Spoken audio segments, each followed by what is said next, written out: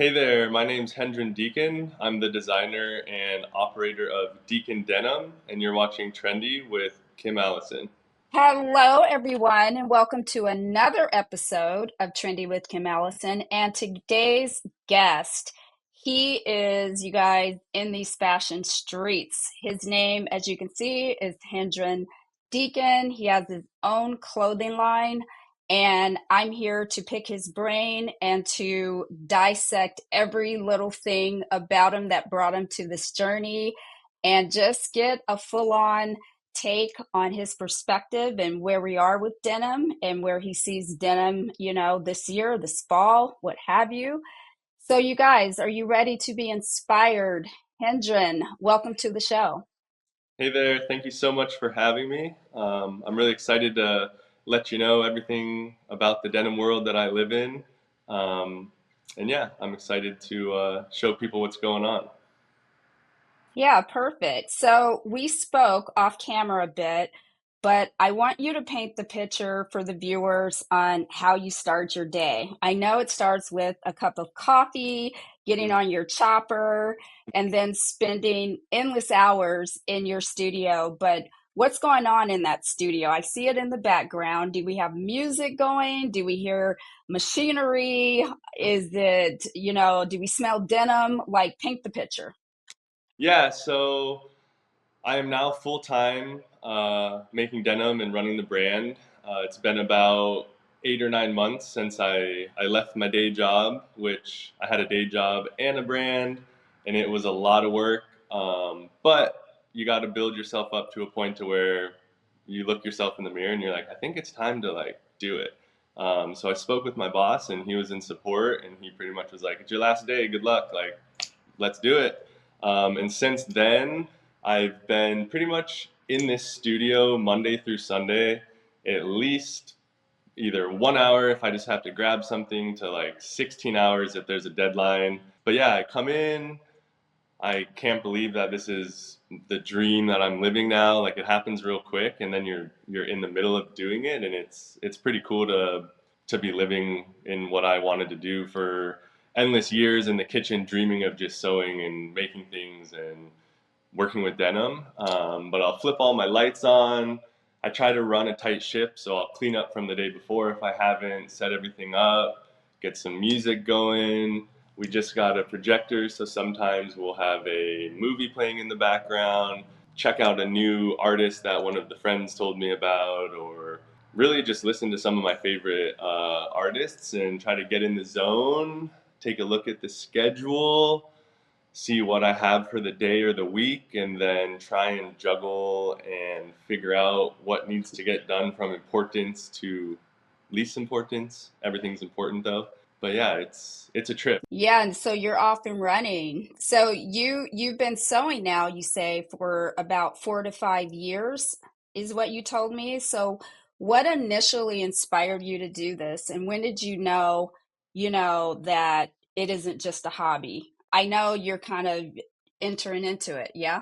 Yeah, so the very first reason that I ever touched a sewing machine or thought of making something with this medium was probably in 2018 or so. A friend of mine's mom had a sewing machine, and we had like some water bottles, and we were like going on hikes, and we were like, what if we like made a strap situation that could hold our water bottles to make it easier, right?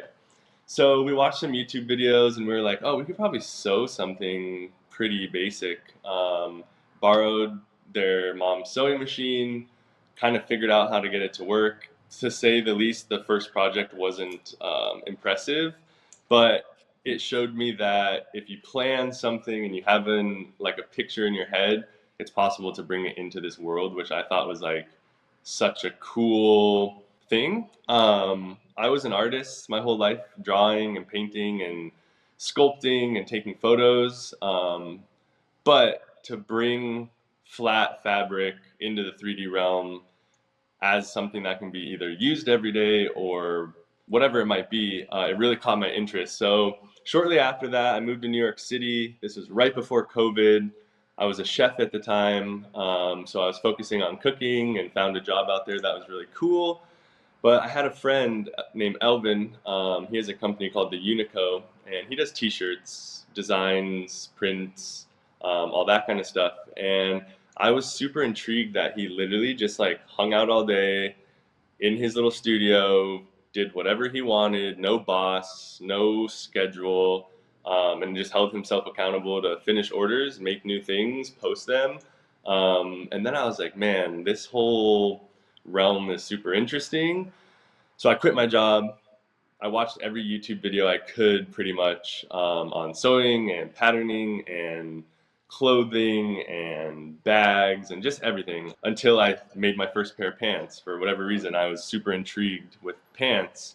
I'm 6'6".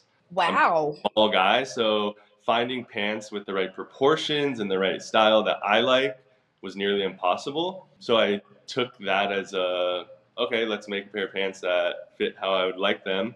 And that journey lasted 2 years of just looking up every little nuance of information, only to realize there's a whole world that I hadn't even tapped into. And that's when I really went down the wormhole, which was probably when I got back from New York to Arizona in 2023. And that's when it really was like denim, denim, denim, denim, denim until this very moment. Yeah, so that's when you knew that this is more than just a hobby. This is my calling.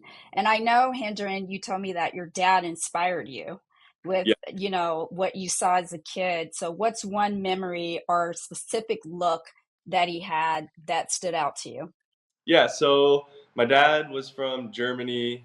He liked super fancy stuff in general. And as a kid growing up, you're not really paying attention to like the decor in your house or your parents' style or swag. You think they're like lame or whatever. And then when I was like probably 15, 16, starting to develop my own like look on the world and how I want to have myself portrayed, if you will. I realized, dang, like my dad's style is cool. He'd always wear Yeah. Levi's, super light wash pants, a long sleeve, just like button up Levi's, sometimes even a denim vest. So he just loved having something that was like comfortable, professional, but also lax. I kind of was intrigued because I wasn't seeing many people wearing full on denim or buying brands because of their specialty in denim.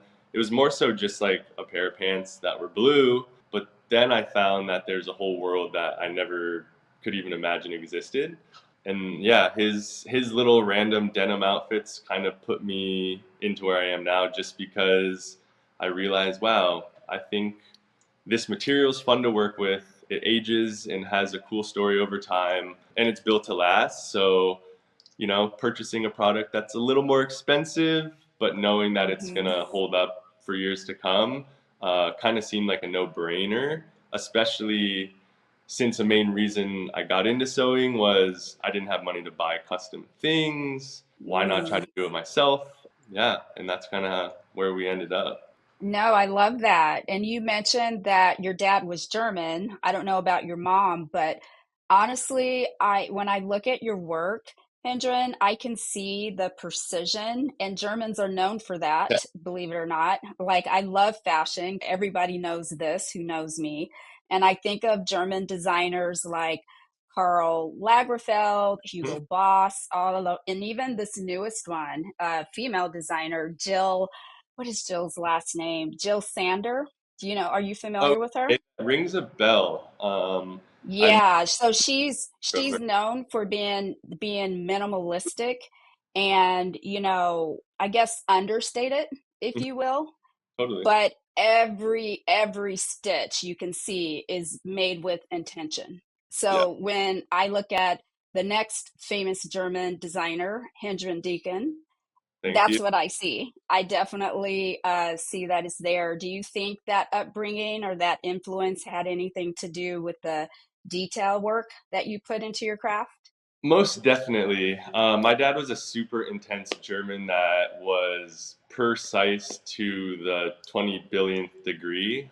He was a production designer, he was an architect, he was an artist in general. So his profession was literal precision. You're building houses, building structures, foundations, and also being German in his lifestyle day to day, everything was very much in order and timed, planned to the minute, which I'm very grateful for because I tend to not run late. That was something that he taught me was just like be on time, be 10 minutes early, because the opposite is not good.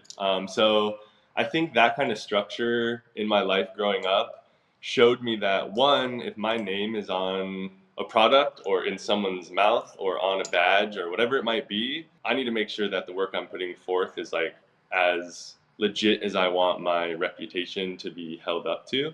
So when it comes to the denim stuff, I cared more and currently care more about the quality over the design. And the design kind of comes naturally with the overall aesthetic that I'm trying to push in the brand, which is a little more simple. I used to do a lot more out there in your face design work because I think in the beginning it's fun just to have insane ideas, make them a reality, and not really care about the quality. But I've been pushing back on that. I want you to hold my product and pretty much not believe that it was made by a person with two hands in a studio in Phoenix, Arizona. I want it to look like a product coming out of a factory that's been running for 20 years with the same employees with straight precision. And that's my main goal is pretty much give a product to someone that when they hold it, it's almost like in disbelief that someone can do this if you're willing to like go through the years and years of failures and picking stitches for 7 hours and literally thinking that you can't do something until you get it done. So I think, yeah, the German mindset and the German precision totally shows through my work. And I'm very thankful that my upbringing was that way. Because I do see designers with work that's beautiful, but the quality's not there. And it just kind of turns me off to it. Looking cool and having a nice style is great, but if you wash it and it falls apart into a million pieces, Mm. that's not really like fair to the consumer, in my opinion. Yeah, I was going to ask you what, we have fast fashion, Yeah. and I can already tell what your thoughts are, but what do you think about that? Does that just break your heart? Yeah, I mean, I think in this day and age, I fully understand why it exists. And it's because people want to get something fast for as cheap as possible, and they don't really care more than that. And in certain situations, I fully understand it. But as a whole, I think it's like really sad that people are willing to spend a cheap amount of money for a product that's cheap and that isn't going to last them nearly as long as something that was made with intention from a designer for you to have for years to come. So not only does it impact world in a bad way, the materials that are being used are cheap, which are normally synthetics, which sit on the planet forever. The labor is a whole other side of it that is super sad. And I have noticed, not so much on the fast fashion front, but just in fashion in general, people are trying their best to get things made in America or find factories that are Yes. uh, Hmm. at least ethical and reasonable to the employees. So fast fashion, my opinion, is a big no-no. Do I understand why in this day and age it exists and people are doing it? Yes. Do I want to try and open people's eyes to, hey, look at the impact this is having not only on people but the world Mm. and your closet and budget? Because if you buy a pair of fast fashion jeans in a year, you probably will have to buy five of them. If you buy a pair of my jeans in 5 years, you'll probably buy more because you love them and you want more, but not because you need to. So it's an interesting subcategory that's running fashion right now for sure. No, you're absolutely right. And before we get into some of your designs, so we can Mhm. show the viewers that you stand on business, everything you just said, you can see it all in your work. It is sad that you have, especially my generation, you have your grandparents and your parents who can hand you things down Hmm. that will stand the test of time. Definitely. What's this next generation? Like my grandchildren, there's nothing to hand them I've never thought because we don't, of that. do you know what I'm saying? They're not going to have that No, that that is coat that you know? That's a crazy viewpoint that I never really heard or thought of. Because I Yeah. have a closet too full of some of my dad's old clothing, which super high quality materials made with intention, and I will probably Mhm. hand those down to my kids. So that's a crazy thing to think about is if someone now is buying these fast fashion things or endless t-shirts or whatever it might be, it's not going to stick around. No, For it won't even make it past 1 year of your life, much less the next generation. You Yeah, know, that's it's, that's crazy. actually really, really, really sad. All right, Hendren, very well. Let's get into some of your amazing work. All righty, so this is you. Just, That I is, love denim on denim, and this is what I'm wearing today is more cotton, but it's a nod to denim. yep. It's So tell us about your inspiration behind this look. Yeah, so I am definitely at a stage in my personal fashion self where I think simplicity is good. I like to kind of stay under the radar, but if anyone is not educated, but aware a little bit more on fashion, they'll be able to look at me and be like, I have no idea where he got that, what brand it is, how this is existing right now.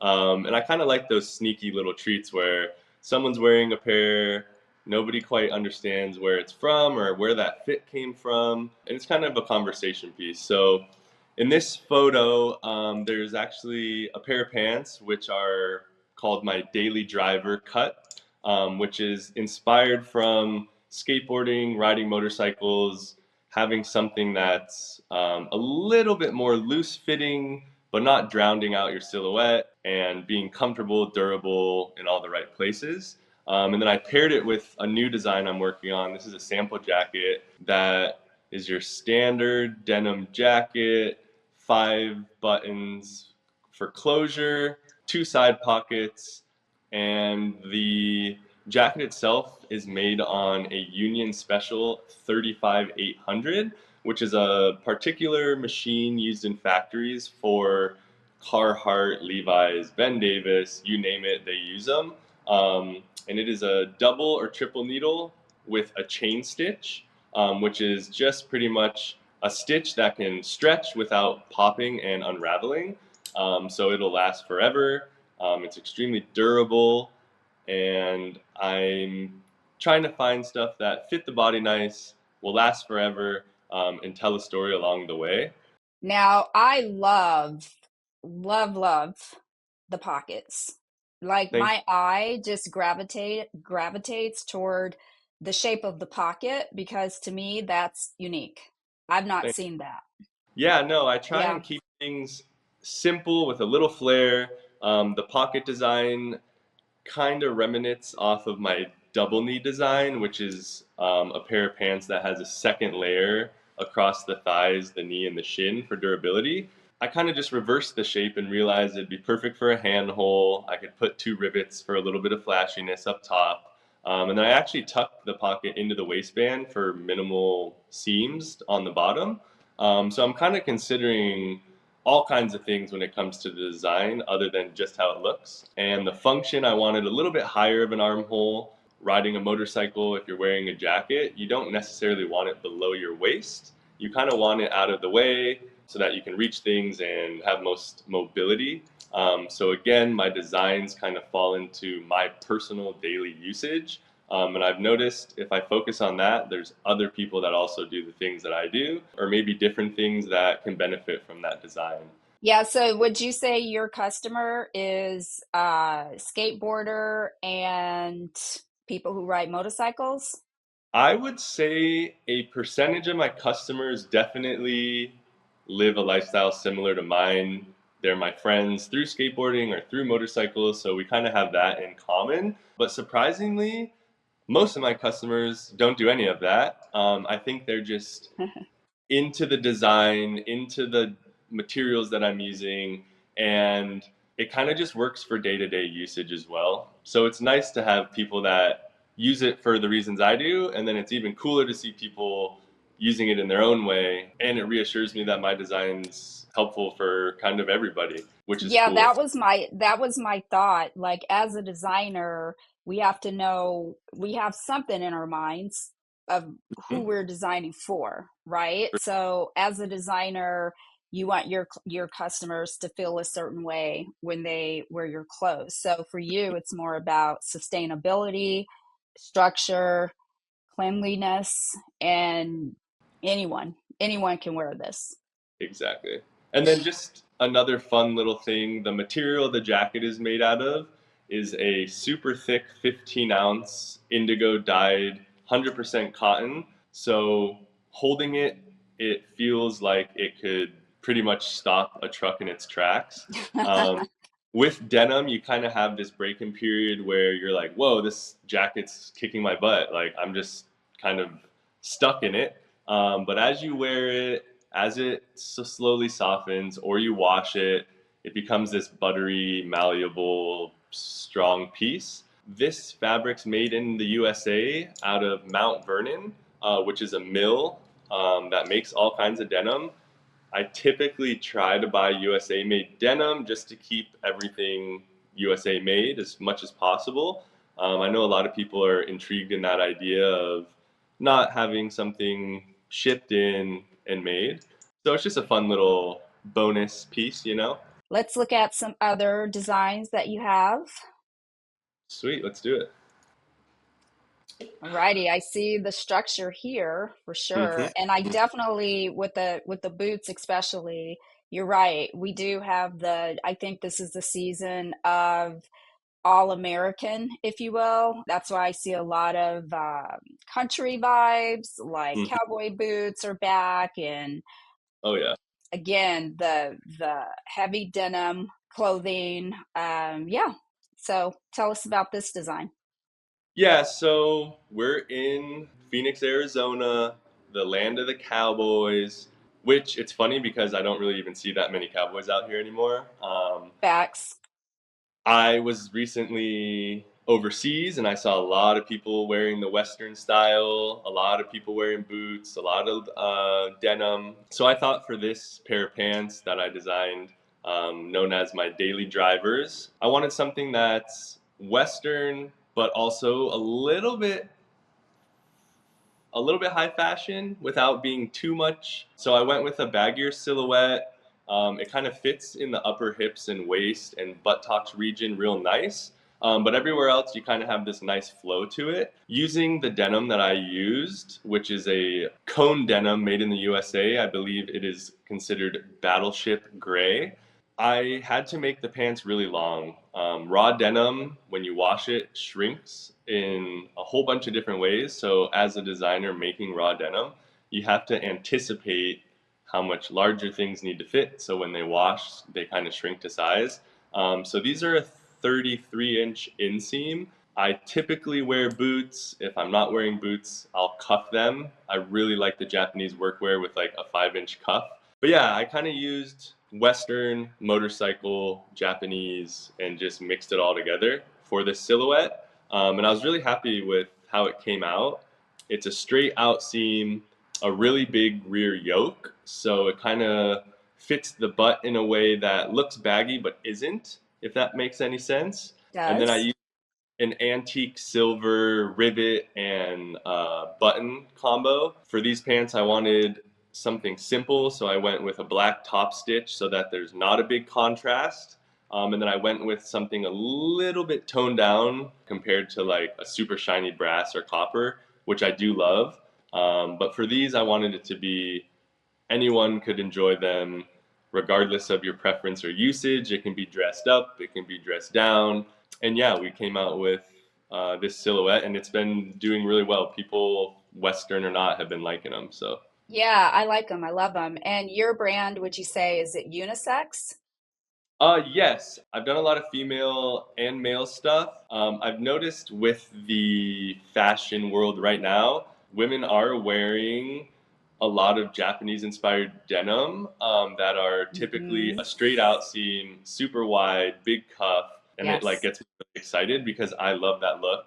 kind of gives boyfriend jean, but it's a little bit more elevated, not as Hmm. slouchy and loose. So with my brand, this pattern can be unisex, and every time I get to work on a pair of pants for a female or a male, I get excited. But I do have more male clients than not, so it's nice to be able to see my product on what I'm not used to.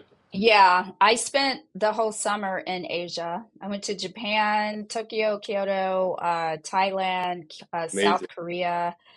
Ah, and trying to shop, I will tell you, I wanted to bring back something from a Japanese designer, Of and course. they do. They dress so oversized that Hmm. it wouldn't translate here for me as a woman here in the States. So I Oh was yeah. able to find a really cool pair of what we used to call gauchos, Okay. but that was about it because it was big cap, wide cap sleeved on top of a long sleeve shirt, on top of a long skirt, and Hmm. it was difficult to navigate, but you can definitely see the inspiration for sure. And we have some handbags as well. Yeah, So so tell us. this project here was really really cool. It was a collaboration. So I had an artist reach out to me, seeing if I would be interested in helping develop a product for their brand. The artist's name is Virgil Ortiz. He's a Okay. Native American artist, and he does just the most insane sculptures out of glass and ceramics. I looked at his page and I was like, I don't know if this is the guy reaching out to me. Like, am I on this level to work for someone that's so prominent and in museums? And it was a really cool experience. So we had fun with that. It is the same material as the pants actually for the outer shell, which is a 14-ounce cone battleship denim. He was looking to make a bulletproof bag, so we did really thick denim exterior shell, and then on the liner we did again overkill, 13-ounce cone black on black denim. Paired that with leather straps and some really, really, really expensive and strong titanium rivets. I'm pretty sure you could put that bag through any stress test, and other than fading and looking cool, it would still be intact. Yeah, is that your logo on the front of it there? So, so this was for his brand. Oh, I see. I see. Yeah. I offer manufacturing for other brands, and I'm open to always working with other artists. So this was a fun collaborative piece, but it's all branded with his stuff. So we did a embossed image on the denim, which was my first time working with that kind of additive, if you will. So we went to an embroidery guy, ran a bunch of samples by him. Pretty much in between the outer shell and the lining is a piece of foam that gets taped up against the back of the denim. And then it gets sewn around the edge, which gives it that pop embossing. And it was like the coolest thing I've ever seen. So I'm going to definitely use some of those techniques on some of my pieces. And that's why I love working with other artists is they have ideas that maybe you would have never thought of, and then you can kind of learn that and spin it and make it your own.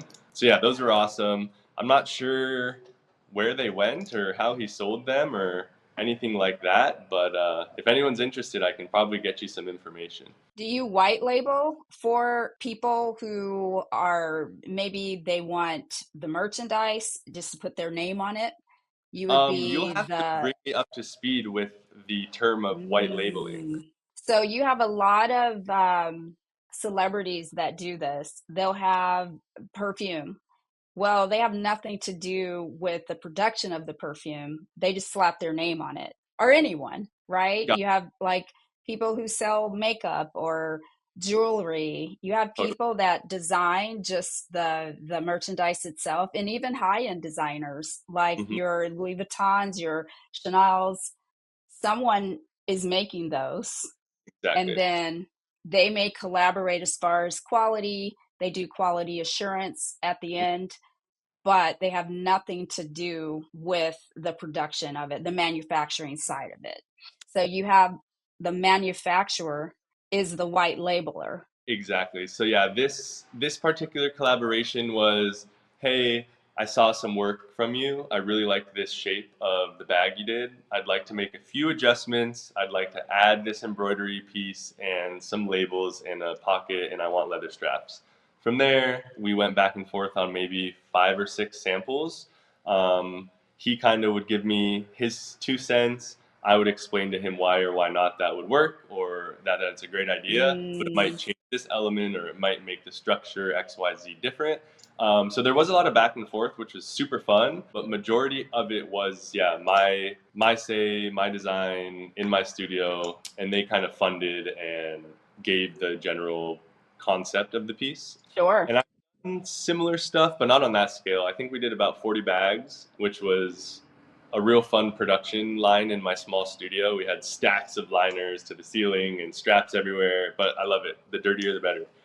All right, Hendren. So you said that you are self-taught. So what's something you learned the hard way that you've now mastered that you're proud of? I can't give all my credit to myself. Everybody on YouTube that's made a video or explained something in their own way or from the book, it's helped me a lot. So thanks to whoever those people may be. But I think the hardest thing I had to learn was vanity sizing, number one, which I've remade probably 20 pairs of pants due to that, and patterning. I'll Mm. touch on vanity sizing real quick, and then patterning is probably the number one thing I've learned a lot about the hard way.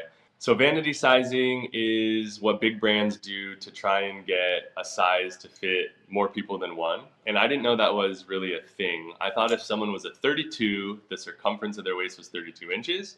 But the reality is, if you have a 32, you probably have a 34.5 inch waist.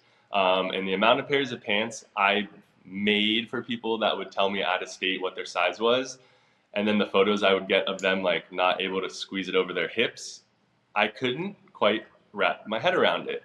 And I ate a lot of sales that way. It was like, well, I got to make this person another pair of pants, which pushes my production back, which pushes my list longer and is a waste of material. How long does it take to make a pair of pants in this example? How long would So that have taken at you? that stage where I was using a standard home serger and a single needle walking foot machine. It would take roughly 1 to 2 hours to cut the denim out.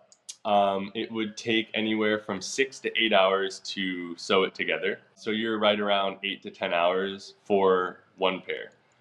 Oh Um, my gosh. And you're thinking, let me measure out the waist, which obviously we can't get to the waist without going over our hips first.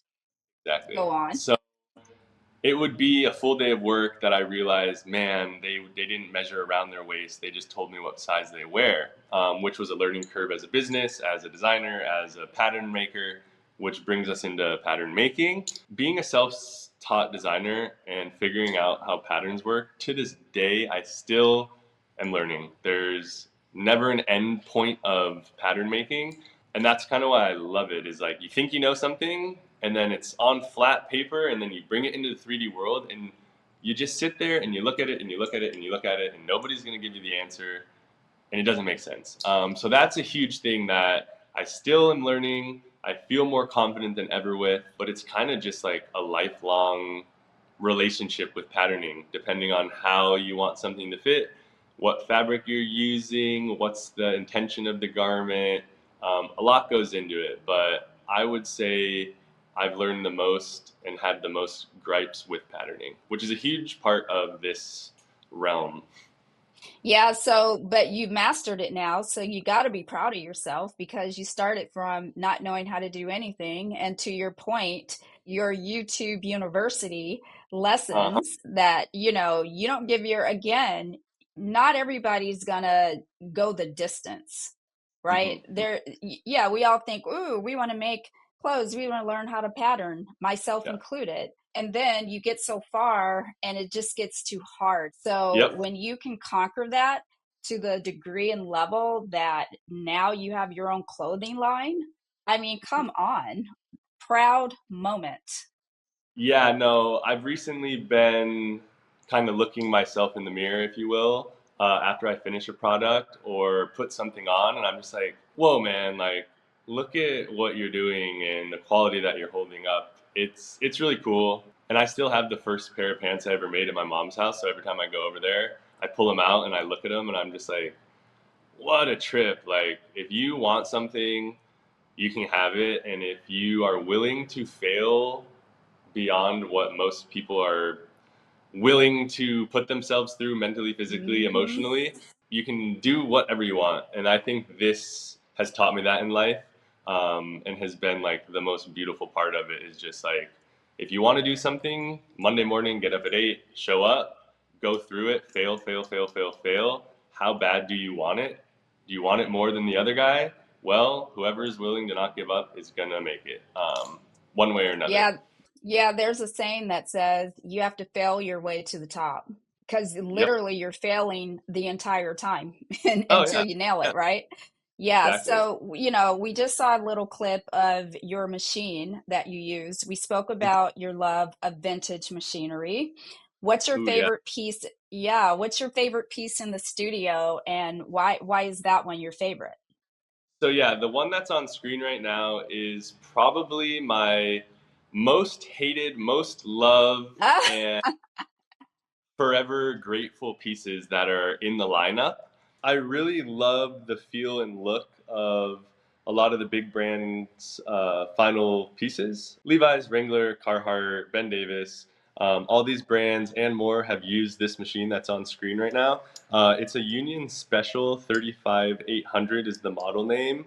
What it does is a certain seam that makes denim sewing extremely fast and durable. The top stitch is a standard stitch that you've seen on any clothing. It's what's going on underneath, which is a chain stitch, which allows the fabric to have give without a standard lock stitch snapping and unraveling. This machine's crazy. The way you sit in front of it is different than any other machine.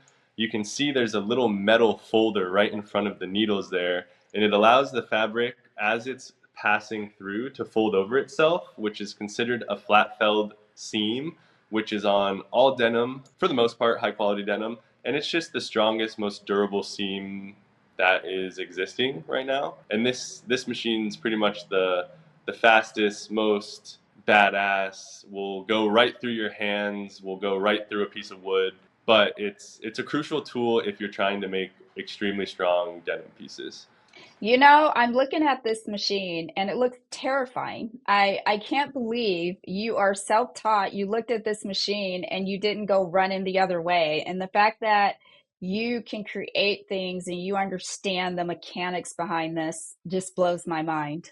Honestly, it does. Yeah, this machine was a huge, huge, huge, huge, huge journey in itself. I drove to Los Angeles and picked it up. It was out of some garment district warehouse. It's probably sewed miles and miles and miles and miles and miles of fabric, and it was still working and riding, so I had to have it. I had no idea how it worked. I have no idea how I figured out how it works, but we managed it. We spent probably 4 months screaming and cursing and wondering what the hell we did buying this machine. But we finally have it under control. The next photo you see here is the underside of the denim. That shows what the chain stitch is. There's a gold string and a black string. You can kind of see the black string, which is actually what's on the top of the fabric. But this just shows how the chain is raveling, which gives there a give in the fabric. It's a really cool thing. And as you can see on this next photo, if you ever opened up a pair of jeans to put them on, this is what the inside looks like. And that's a really tricky seam. You have both of the yokes that are interlocking running along an intersection of the center back seam. That took some finagling and some cursing and screaming and banging your head on the wall until those seams lined up and nothing slipped out or the string didn't rip. And that's still the most stressful part of putting together a pair of jeans right now, in my opinion. But we're getting it down, and we're learning a lot. That's a fun double pocket embellishment that I added. I always let customers dream of whatever they want, and even if I don't love it, I'll still do it to make them happy.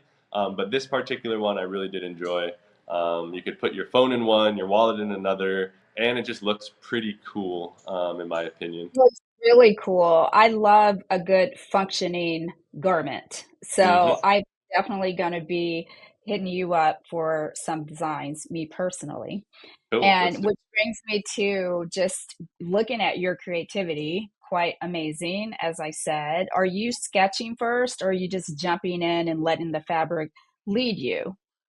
Yeah, I think the process, depending on the project, varies. If I'm doing a custom for a client, I typically ask them a lot of questions. I'll ask them to draw up in their fantasy world what they're imagining, and then I can kind of take the designer point of view, the realistic building techniques that have to be put into it, and show them what we can do with that idea. When it comes to me developing my own pieces, I typically will come in either extremely inspired from a few different pieces that I've seen recently and kind of make a light sketch or idea of what I'm going to do, or I will literally put on music and freestyle, kind of just cut random shapes and let it talk to me, flow to me. Mistakes often lead to like big light bulb moments of like, holy shit, like I think I just created something that I never would have thought of if I didn't fuck up. Like this is so awesome. Yeah.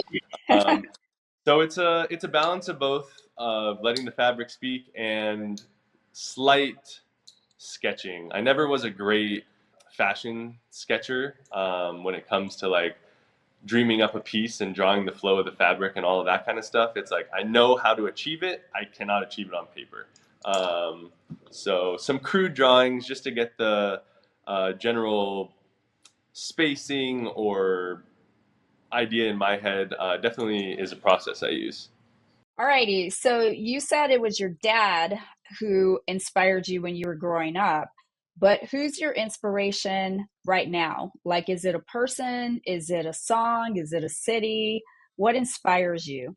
I would say my current inspiration is a mixture of Japanese workwear. I think anyone that has an appreciation for denim knows that like they just got it going on. Phoenix. There's a lot of crazy cultural melting pot stuff happening here. It's a mixture of like Western, Mexicano culture, Native American culture, and then I was recently in Berlin for 3 weeks. So this like European kind of fusion of all those things, which luckily gives you kind of a lot of leeway on what you want to do. Hmm. But those are my main inspirations right now, as far as like what do I look at or think about when I'm designing a piece. And the music, I'm kind of a psychopath when it comes to that. People that are in the studio when I'm in here look at me like I'm crazy Hmm. because I'll be listening to classical and then hardcore and then reggaeton and then just everything. Like I love kind of just feeling all emotions and different vibes and going from like dancing underground Berlin DJ to like some crazy Western stuff. So I'm kind of all over the place when it comes to that. Same with my inspirations. I pull from a lot of things. Yeah, I love that. And star of the show, in my opinion, is actually this guy. So let's talk about your chopper. I know you ride a chopper to work, you ride in, that's inspiration. That's part of the inspiration behind your designs. It Hmm. takes a certain personality to ride a chopper. How does that energy bleed into your designs? That is my baby. I bought that motorcycle when I was living in New York, completely stock during COVID. And I eventually shipped it back to Arizona. Me and some friends took the motor out, completely custom built the frame, the oil pan, the front end, the handlebars, the sissy bar, just about every single bolt on that bike I've touched and screamed at and busted my knuckles on at least 5 times, but it is my pride and joy. It's my therapy. It's my inspiration. Riding a motorcycle is one of the coolest experiences on the planet that I've been able to luckily do every day.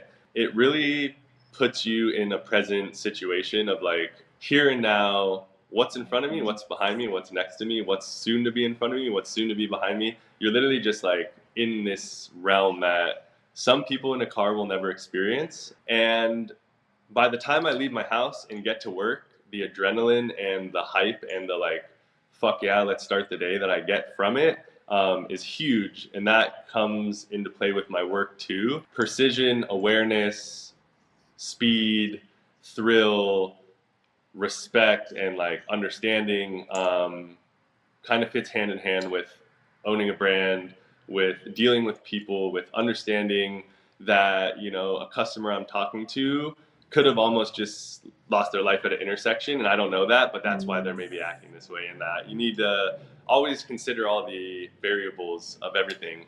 But yeah, I love it. It shaped who I am. It shapes how my days go. It shapes the designs and the reason behind the brand. So yeah, it's definitely a big part of what I got going on.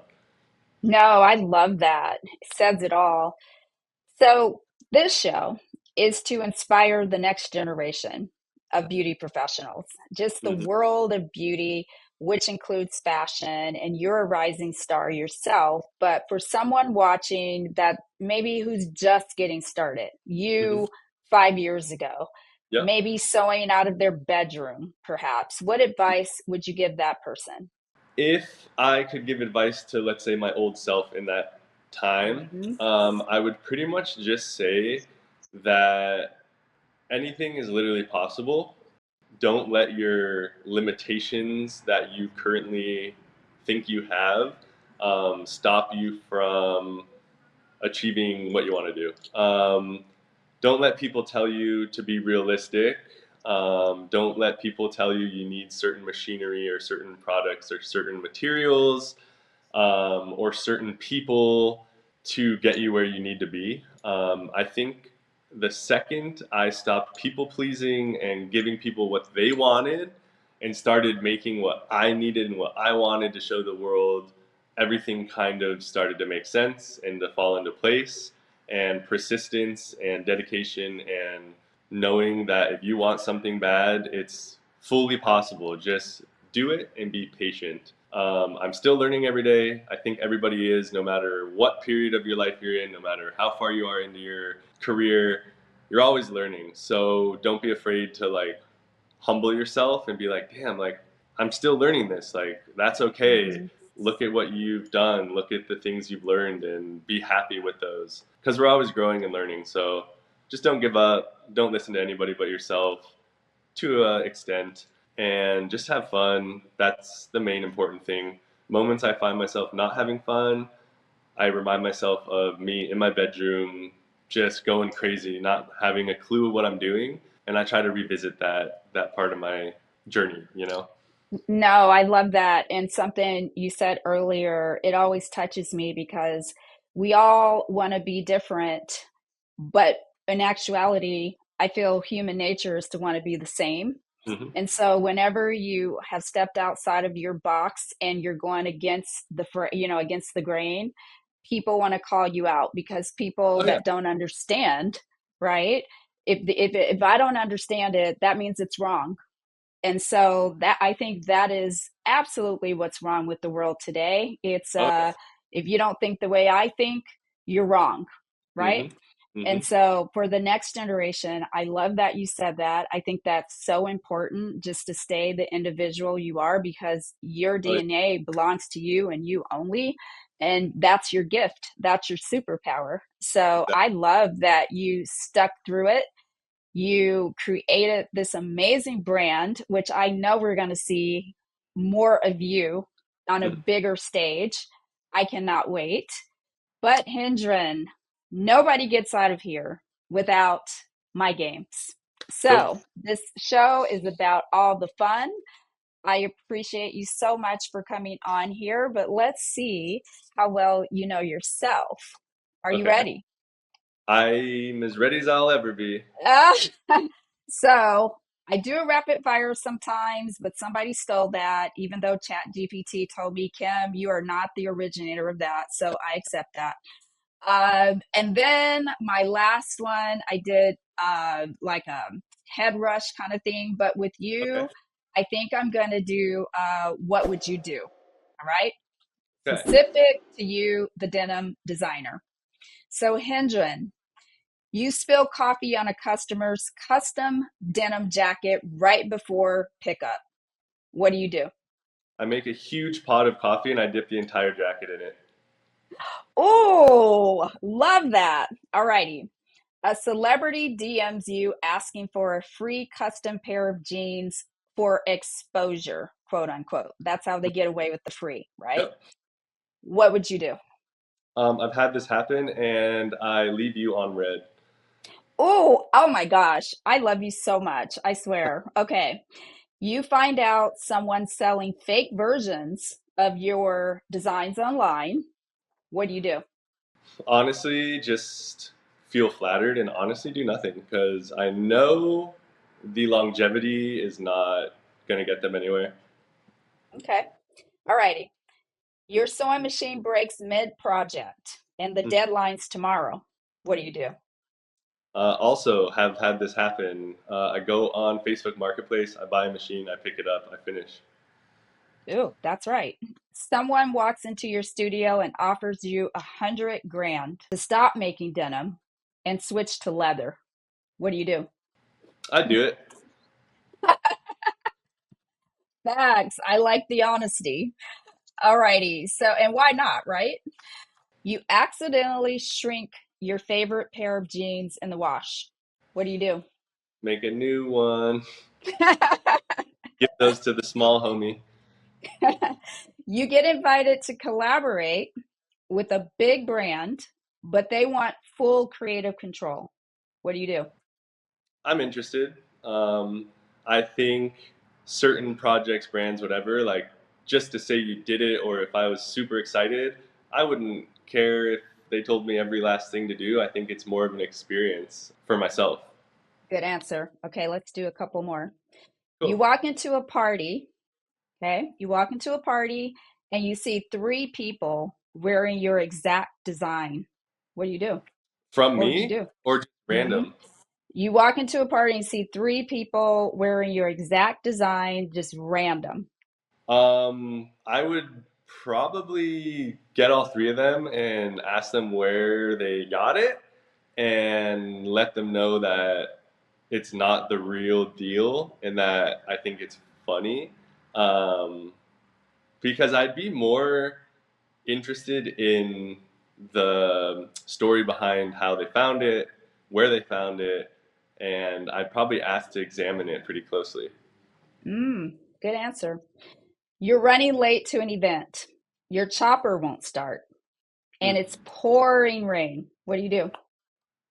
Um, I have a handful of friends that I would probably call, and I know at least one of them would save the day. Okay, love that. And last question. A client asks for the ugliest design imaginable, but offers you triple your normal rate. What would you do? I would make it. Thanks. All righty, Hendren. Thank you so much. This was so much fun. I hope that I can have you on again someday. Again, I'm going to reach out to you to see what you can do for me. But for everyone else who may be watching, where and how can they find you? First off, thank you so much for showing interest and reaching out to me. I had a really fun time. It's my first podcast, so thank you. If anybody wants to reach me, you can go to my Instagram. It's Deacon Denim. You can personally DM me. Let me know you're interested in either getting something started or need something fixed or whatever it might be. If you have any questions, I'm open to pretty much giving you the keys, if you will. And I'm pretty sure the second part was where do I see the brand going? Yes. Correct? Yeah. Um, Yeah. Do it. in the middle of a transitioning period where I was working on nothing but customs, and now I'm kind of slowing down, taking on that so that I can show you guys what I want to bring into the world. I'm hoping to do a full collection pants, jacket, shirt, accessory, website, professional photos, the whole nine, and really show everybody what it is that I'm secretly sharpening my knives over while I'm making custom pieces for people. So keep your eyes peeled on that. It'll be a pretty cool drop for sure. Oh, I'm excited about that. Would you ever go on Project Runway? I actually would love to. That sounds like my cup of tea. Yeah, there was a guy that won and he did denim only. God, what Mm, is that kid's name? I'll send it to you later. I'd love I to can't see believe that. I can't remember his name, but he was all denim. He was a That's so young cool. kid and none of the other designers. He didn't have any experience. He wasn't a professional of any kind. He just started doing denim in his room, right? In his bedroom. And some of the more creative, more, what do you call it? Classically Train. trained, if Yep. you will. And they were, oh, he's not going to finish in time, or oh, they're da da da da da. And he ended up blowing everybody's mind. So that's amazing. We Alrighty, love Deacon. Thank you again for coming on. We will see you in the future and have an amazing day. you. Bye. Thank you so much. Have a good one.